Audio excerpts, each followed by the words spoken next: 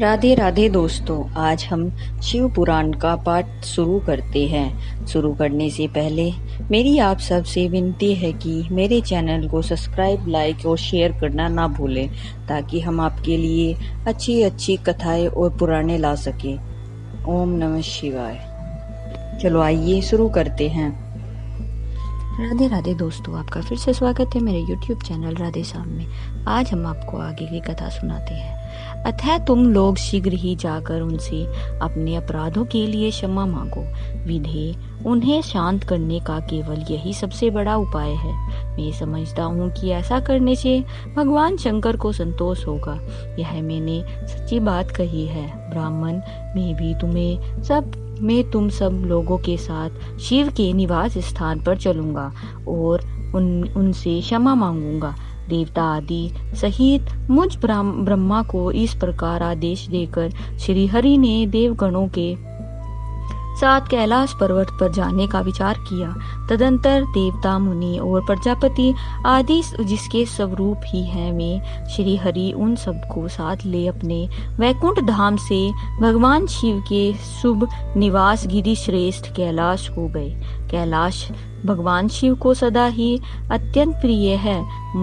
मनुष्यों से भिन्न किन्नर, अप्सराएं और योग सिद्धि महात्मा पुरुष उसका भली भांति सेवन करते हैं, तथा वह पर्वत बहुत ही ऊंचा है।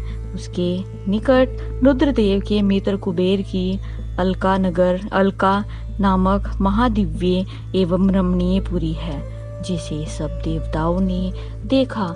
उस पुरी के पास ही सुगंधित वन भी देवताओं की दृष्टि में आया, जो सब प्रकार के वृक्षों से हरा भरा एवं दिव्य था, जिसके भीतर सर्वत्र सुगंध फैलाने वाले सौगंधिक नामक कमल खिले हुए थे। उसके बाहरी भाग में नंदा और अलकनंदा, ये दो ही अत्यंत पावन दिव्य सरिताएं बहती हैं, जो दर्शन मात्र से प्राणों से के पाप हर लेती है। यक्ष राज कुबेर की अलकापुरी और सुगंधिक वन को पीछे छोड़कर आगे बढ़ते हुए देवताओं ने थोड़ी सी ही दूर पर शंकर जी के वट वृक्ष को देखा। उसने चारों ओर अपनी अविचल छाया फैला रखी थी। वह वृक्ष 100 योजन ऊंचा था और उसकी शाखाएं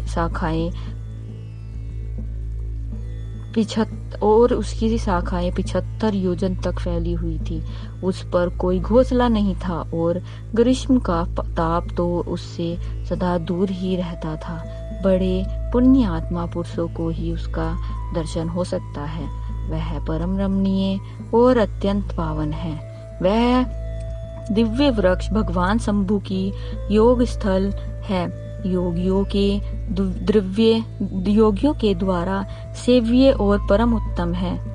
मुमुक्षुओं के आश्रयभूत और उस महायोगम मत वट वृक्ष के नीचे विष्णु आदि सब देवताओं ने भगवान शंकर को विराजमान देखा। मेरे पुत्र महासिद्धि सनकादिक, जो सदाशिव भक्ति में तत्पर रहने वाले और शांत हैं, बड़ी प्रसन्नता के साथ उनकी सेवा में बैठे थे। भगवान शिव का श्री विग्रह परम शांत दिखाई देता था।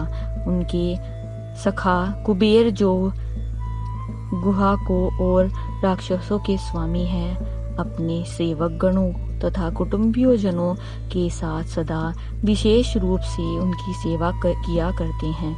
वे परमेश्वर शिव उस समय तपस्वी जनों को परम प्रिय लगने वाला सुंदर रूप धारण किए बैठे थे।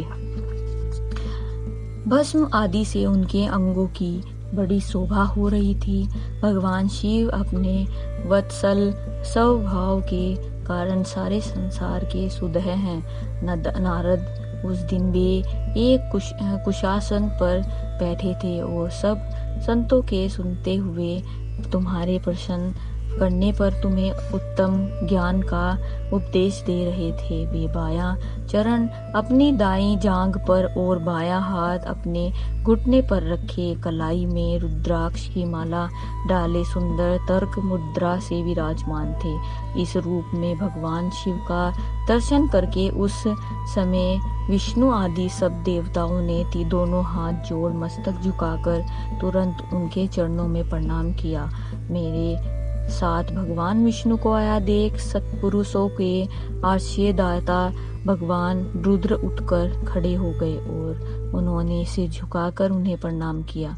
फिर विष्णु आदि सब देवताओं ने जब भगवान शिव को प्रणाम कर लिया तब उन्होंने मुझे नमस्कार किया। ठीक उसी तरह जैसे लोगों को उत्तम गति प्राप्त करने के लिए वाले भगवान विष्णु प्रजापति कश्यप को प्रणाम करते हैं। तत्पश्चात देवताओं, सिद्धियों, गणाधीशों और महर्षियों से नतमस्तक तथा स्वयं भी श्री विष्णु को एवं मुझको नमस्कार करने वाले भगवान शिव से श्री हरि ने आदर पूर्वक वार्तालाप आरंभ किया। देवताओं भगवान शिव की अत्यंत विनय के साथ स्तुति करते हुए अंत में कहा आप पर उत्कृष्ट परमेश्वर पर तथा परात्पर और हैं। आप सर्वव्यापी विश्वमूर्ति महेश्वर को नमस्कार है। आप विष्णु कलत्र विष्णु क्षेत्र भानु भैरव शरणागत वत्सल्य त्र्यंबकम तथा विहरणशील हैं। आप मृत्युंजय हैं, शोक भी आपका ही रूप है।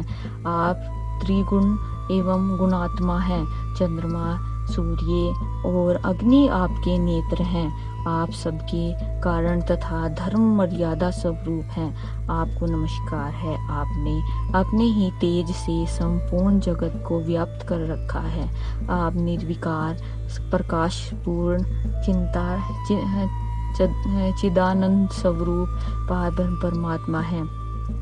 महेश्वर ब्रह्मा, विष्णु, इंद्र और चंद्र आदि समस्त देवता तथा मुनि आपसे ही उत्पन्न हुए हैं। चूंकि आप अपने शरीर को 8 भागों में विभक्त करके समस्त संसार का पोषण करते हैं, इसलिए अष्टमूर्ति कहलाते हैं। आप ही सबके आदि कारण करुणा में ईश्वर हैं। आपके भय से यह वायु चलती है, आपके भय से अग्नि जलाने का काम करती है, आपके भय से सूर्य तपता है और आपके ही भय से मृत्यु सब और दौड़ती फिरती है। आज की कथा हम यही समाप्त करते हैं। आगे की कथा हम आपको कल सुनाएंगे। ओम नमः शिवाय। अगर आपको मेरी वीडियो अच्छी लगी तो बेल आइकन दबाना ना भूलें ताकि आपको मेरे आने वाली वीडियोस का नोटिफिकेशन मिलता रहे। धन्यवाद। ओम नमः शिवाय।